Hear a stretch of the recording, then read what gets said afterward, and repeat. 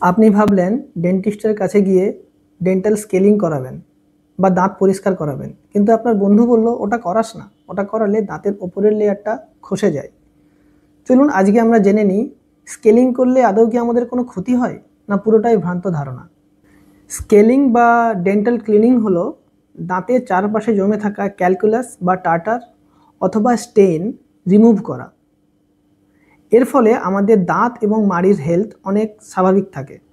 Scaling নিয়ে আমরা যেগুলো মিথ শুনি, স্কেলিং করালে নাকি দাঁত নড়বড়ে হয়ে যায়, স্কেলিং করালে ওপরের লেয়ার নাকি খসে যায়, বা স্কেলিং করালে অনেকে ভাবে হয়তো অনেক ব্লিডিং হবে।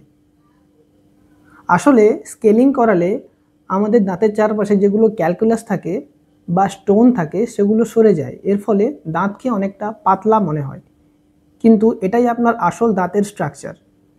দাঁত কখনোই পাতলা হয় না স্কেলিং করালে। তবে একটা জিনিস খেয়াল রাখবেন, কিছু কিছু ডক্টর আছে যারা স্কেলিংয়ের নাম করে অনেক সময় এয়ার রোটার ব্যবহার করে।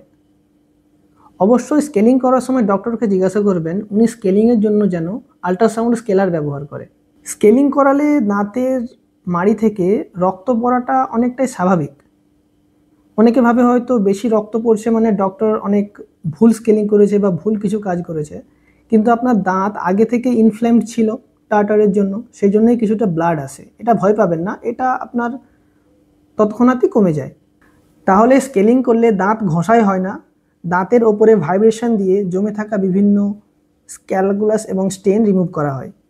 স্কেলিং করালে মুখের দুর্গন্ধ কমে, স্কেলিং করালে ক্যাভিটির ঝুঁকি অনেকটাই কমে, স্কেলিং করালে আপনার দাঁত অনেক সাদা এবং চকচকা মনে হয়, স্কেলিং করালে আপনার মাড়ির হেলথ অনেক ভালো থাকে। 6 মাসে একবার না হলে অন্ততপক্ষে বছরে একবার অবশ্যই স্কেলিং করান।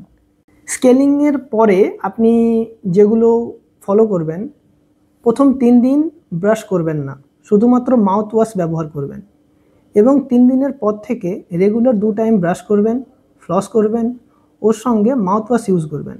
ভয় পাবেন না, আপনার দাঁত বাঁচাতে স্কেলিং জরুরি। মিথ নয়, সায়েন্সকে বিশ্বাস করুন এবং আমাদের সাবস্ক্রাইব করুন, আমাদের সঙ্গে এগিয়ে চলুন। ধন্যবাদ।